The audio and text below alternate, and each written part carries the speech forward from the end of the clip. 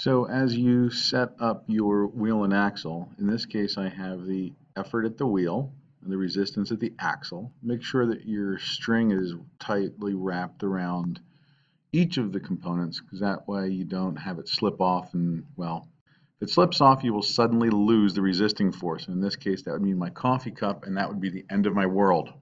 Well, not that drastic, but do make sure that everything's on there tight.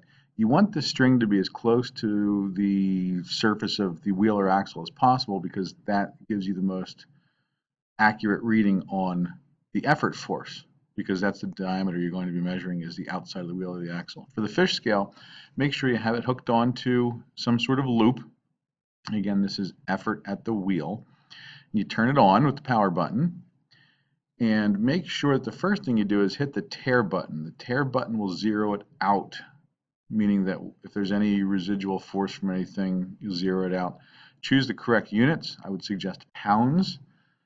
The unit button, good idea to tare it again, but as you pull, don't move the forces. Try to keep them in equilibrium and steady, because that'll give you the best reading for effort force. In this case, you saw it was 0.42 pounds for the effort force. Make sure you also get a measurement on the force for the resisting force. I believe this resisting force is about 0.65 pounds. You can't see that well, it's pretty dark.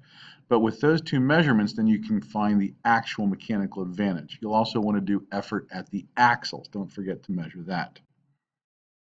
So now moving on to the lever. The lever's a little easier. You don't have to worry about strings falling off. But again, make sure you tare, T-A-R-E, the scale before you measure to zero out any forces. The red light on the fish scales will blink as it's measuring and will become steady once it's found a consistent measurement for long enough.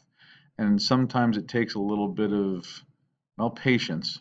As you can see here, my hand isn't steady enough apparently, so it's not measuring. So what I decided to do is hold the end of the string down, and that gave me enough steady time, and I got a good measurement.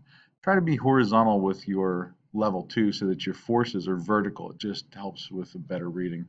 You can put the fish scale and the mug anywhere for the forces, for the effort force and resisting force, but you're not using my mug, so whatever. The movable pulley is a different animal. The movable pulley is really just putting a pulley wheel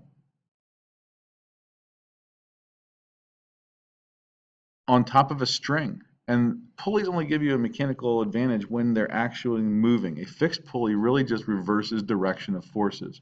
So you'll see here as I pull up on the string, the pulley comes along with it. But you'll note that my movement for the scale is a lot more than that of the cup. The reason for that is our mechanical advantage comes from effort distance over resisting distance. So my effort force is moving much more than my resisting force, and that's where the mechanical advantage comes. For a movable pulley, mechanical advantage is nothing more than the number of strings opposing the resisting force. Well, the resisting force here is pulling down, and I have two strings from one strand pulling up. Sorry, let's say two strands from one string. As long as it's a continuous string, each of those strands going in the opposite direction or pulling up when the resisting force is pulling down is how you find the mechanical advantage. Another option for measuring force is the spring scales. These are in kilograms, which is actually mass, but it's proportional to force, so it works. And what you have to do with those is just have a steady hand, because the spring will move constantly. But take a reading with it. It's going to be in kilograms, as I said.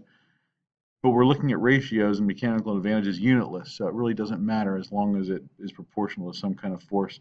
Make sure you also measure your resisting force. Good luck.